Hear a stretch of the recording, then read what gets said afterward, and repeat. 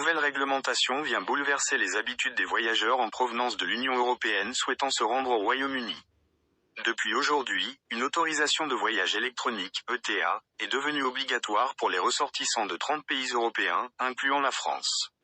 L'introduction de ce visa impacte directement les Franco-Algériens, nombreux à se rendre en Grande-Bretagne chaque année pour des raisons familiales, professionnelles ou touristiques. Désormais, toute personne concernée devra présenter cette autorisation avant d'embarquer pour le Royaume-Uni. Il s'agit d'une démarche entièrement numérique, réalisable via l'application UK ETA ou sur le site officiel du gouvernement britannique. Cette autorisation coûte actuellement 12 €, mais son prix augmentera à 19 € à partir du 9 avril 2025. Le principe de l'ETA est similaire à l'ESTA américain, un système permettant de filtrer en amont les voyageurs, avec pour objectif affiché de renforcer la sécurité aux frontières.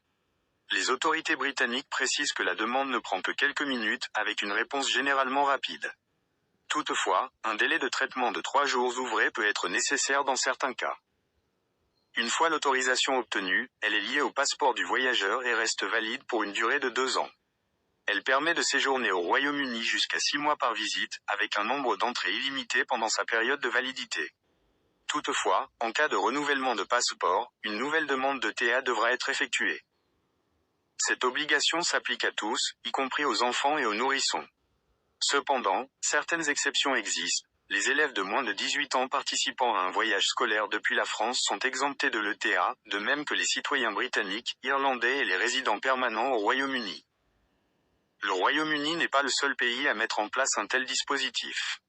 L'Union européenne prévoit également le lancement d'un système similaire, baptisé ETIAS, European Travel Information and Authorization System, dont l'entrée en vigueur est prévue en 2026. Cette autorisation sera requise pour les voyageurs en provenance de pays tiers souhaitant se rendre dans l'espace Schengen. Le Home Office britannique affirme que plus d'1 million d'ETA avaient déjà été délivrés à la fin de l'année 2024. Déjà appliquée aux ressortissants du Qatar en 2023, cette mesure a été étendue progressivement à d'autres pays, dont les États-Unis, le Canada et l'Australie en janvier dernier. L'objectif de cette expansion est de mieux contrôler les flux migratoires tout en facilitant l'entrée des voyageurs réguliers. Cette mesure marque un tournant pour les Franco-Algériens, nombreux à voyager entre la France et le Royaume-Uni pour rendre visite à leur famille ou pour des raisons professionnelles. Jusque-là, ils bénéficiaient de la facilité de circulation entre ces deux pays européens.